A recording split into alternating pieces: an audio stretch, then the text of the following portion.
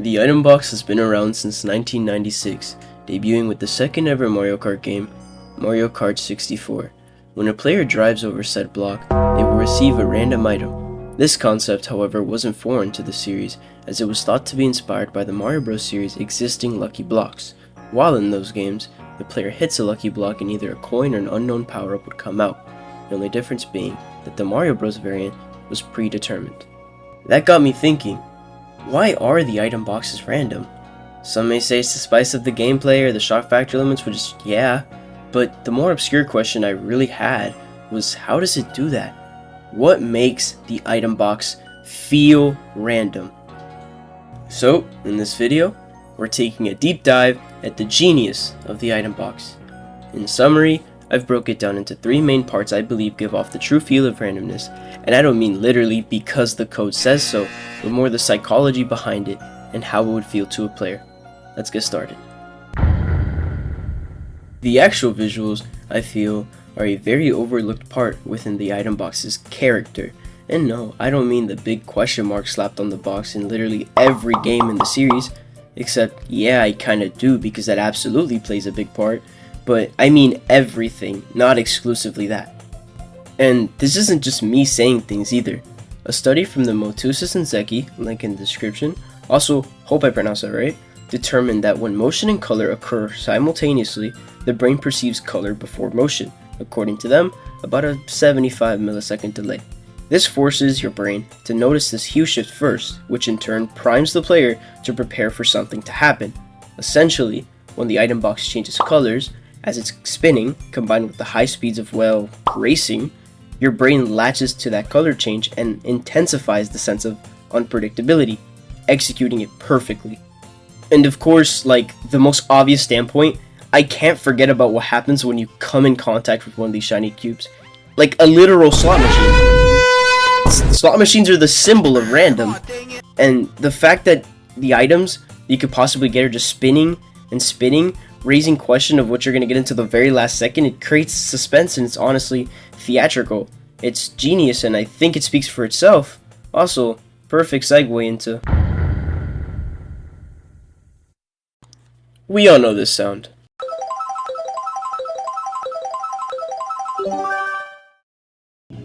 Yeah, that matters. Like, a lot. We've all had that experience. You're on the couch with a couple of homies, Mark on the big screen, you're out playing super high speed, and boom, now you're locked in. This fast, rhythmic, and uneven melody is performed intentionally to spike up the player's tension. Don't believe me? Let's take a look at it musically. The item box actually gets its original audio from a piece by the producer J.S. Bach, a known German composer of the 18th century. This piece being J.S. Bach Prelude in C major. Now, on the screen is a video of MFQ showing this. Huge thanks to you, and link in the description.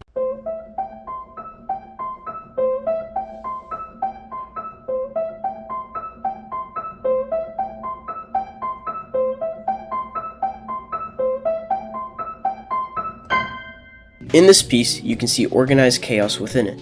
It feels almost unpredictable due to its repetition and in this case, how it is in Mario Kart, quick waves, which is an emotion that Nintendo is trying to evoke out of you here.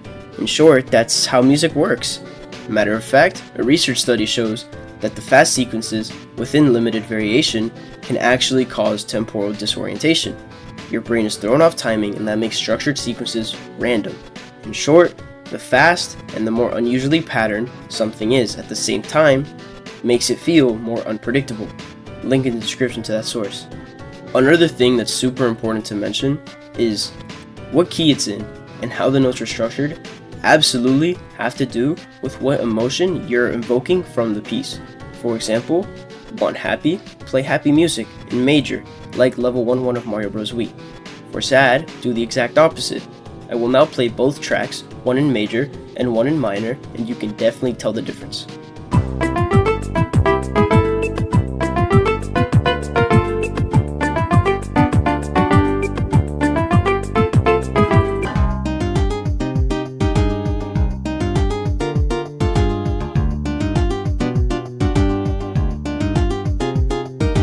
And now that you get the point, if you have a quick, clean, repetitive, and erratic riff that is just enough to invoke a random, and it's executed flawlessly, And if you've gotten to this point, please consider subscribing to my channel and maybe dropping a like, as it truly helps and it's completely free. And now it's time to put it all together.